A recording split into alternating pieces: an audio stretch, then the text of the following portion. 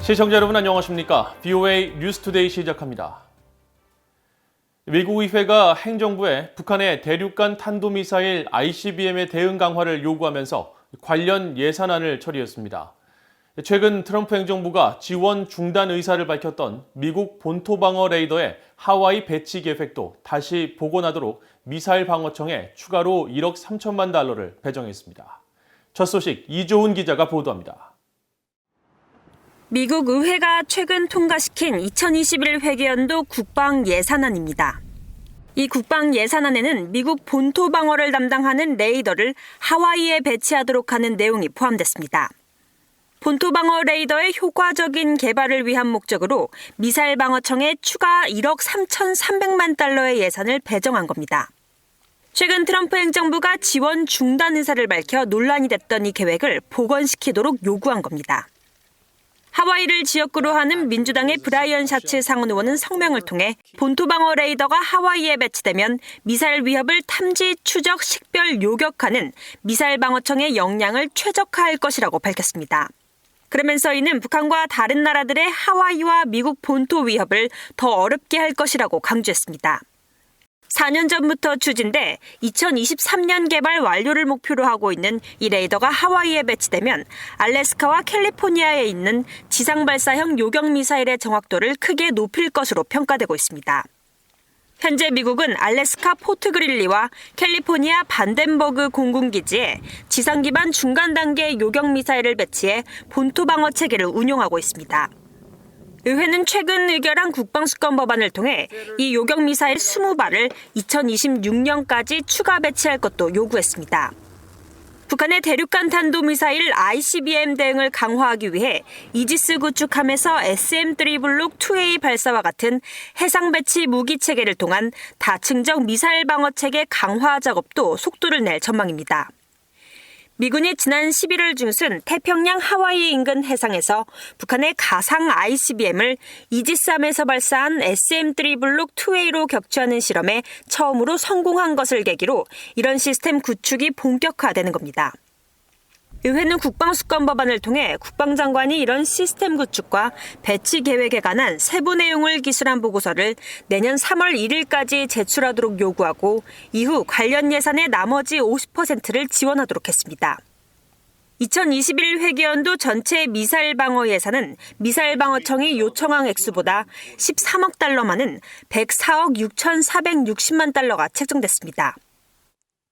트럼프 대통령은 미사일 방어 예산 삭감을 요청했었지만 의회는 오히려 전년도에 비해 미사일 방어청 예산을 약 6천만 달러 늘린 겁니다. BOA 뉴스 이조은입니다. 신종 코로나 바이러스 사태 후 세계 각국이 대응책 마련에 총력을 기울이고 있는 가운데 그동안 미국은 미북 비핵화 협상 교착이 장기화되고 있는 상황에서 북한의 인도적인 코로나 방역 지원을 지속적으로 제안해왔습니다. 이를 통해 미북 대화도 모색했지만 결국 북한의 거부로 코로나 방역 지원은 성사되지 못했습니다. 안소영 기자가 정리했습니다. 미북 비핵화 협상 교착 상황이 1년 넘게 유지되는 동안 미국은 북한의 밝은 미래를 제시하며 대화 협상 복귀를 지속적으로 촉구해왔습니다. 신종 코로나 바이러스 사태가 세계 각국으로 번지면서 북한이 국경을 봉쇄한 지난 1월 말 이후 미국은 북한의 코로나 바이러스 방역 협력을 제안해왔습니다. 국제사회와 함께 보건 의료 체계가 열악한 북한을 도우면서 대화 재개를 위한 방안도 모색해왔습니다. We've done that through the World Food Bank and made clear that we would do all that we could to make sure that their humanitarian assistance could get into that country as well. 도널드 트럼프 대통령은 자신과 북한 김정은 국무위원장의 개인적 관계를 강조하면서 실제로 김 위원장에게 코로나 방역 지원 내용의 친서를 보냈다고 밝히기도 했습니다. Did you send a letter to North Korea's Kim Jong-un seeking cooperation with the coronavirus? And if so, what type of... With numerous countries. If they need help, we'll give them help. North Korea, Iran, by the way, and others. We are open for helping other countries. 이 같은 공개적인 인도적 지원 제안 외에도 미국은 대북 인도적 지원을 위해 국제사회의 대북 제재 면제 등 유연성을 보였습니다. 지난 9월에는 1년에 한 번 특별 승인의 경우 여러 차례 북한을 방문해 구호 활동을 펼칠 수 있도록 하는 조치까지 발표했습니다.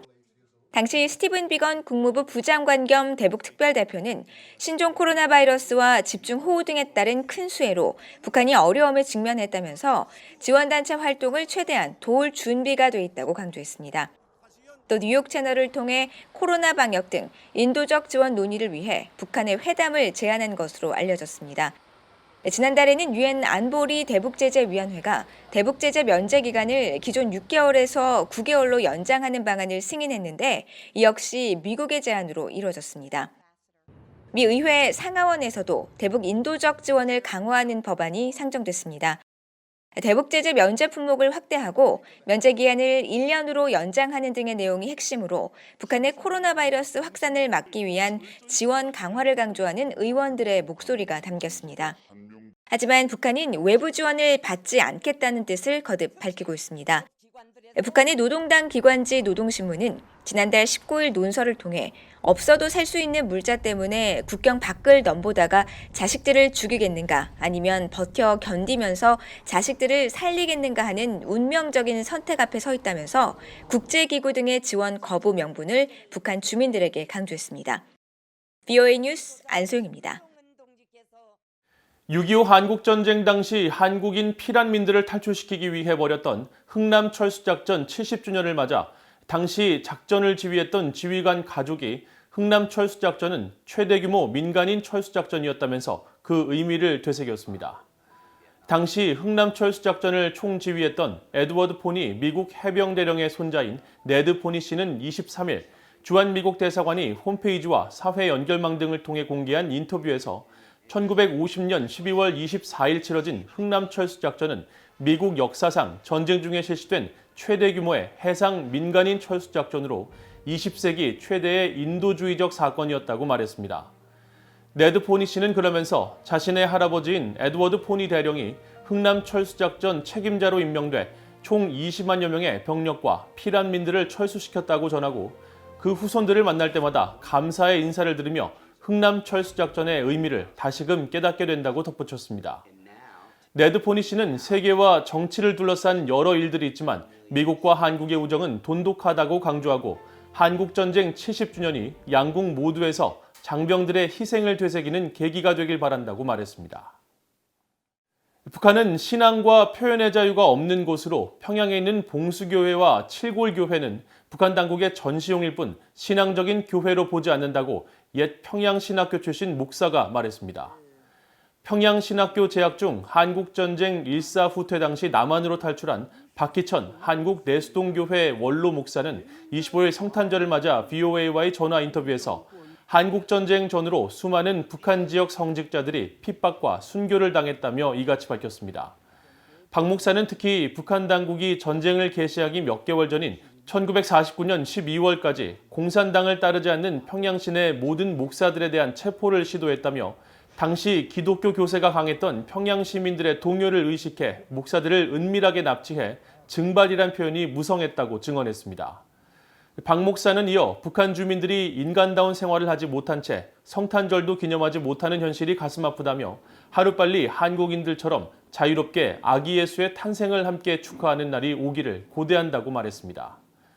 평양신학교는 자유세계 기독교인들이 인정하는 북한 내 마지막 신학교로 북한 당국이 1950년 초 강제 폐쇄했습니다. 세계 최대 인터넷 검색 업체 구글이 2020년 한 해 가장 많이 검색된 인물 2위에 김정은 북한 국무위원장이 올랐다고 밝혔습니다. 구글이 최근 자체 홈페이지 구글 트렌드를 통해 공개한 자료에 따르면 김 위원장은 조 바이든 미국 대통령 당선인에 이어 검색 순위 2위에 올랐습니다. 김 위원장은 특히 지난 4월에서 5월 사이 검색 빈도 점수에서 100점 만점에 100점을 기록했는데 이 기간에는 김 위원장의 건강 이상설에 대한 보도가 이어진 시기로 혼수 상태, 뇌사 등의 연관 단어도 함께 검색 빈도가 증가했습니다. 가장 많은 사람들이 검색한 인물 1위에는 조 바이든 미국 대통령 당선인이 올랐고 이어 보리스 존슨 영국 총리는 3위, 카멀라 해리스 부통령 당선인은 4위, 그리고 미국 영화배우 톰 행크스가 5위에 각각 이름을 올렸습니다. 전체 검색어 가운데 올 한해 전 세계인들이 구글을 통해 가장 많이 찾아본 단어는 코로나 바이러스였습니다. 이상으로 VOA 뉴스투데이를 모두 마칩니다. 시청해주신 여러분 고맙습니다.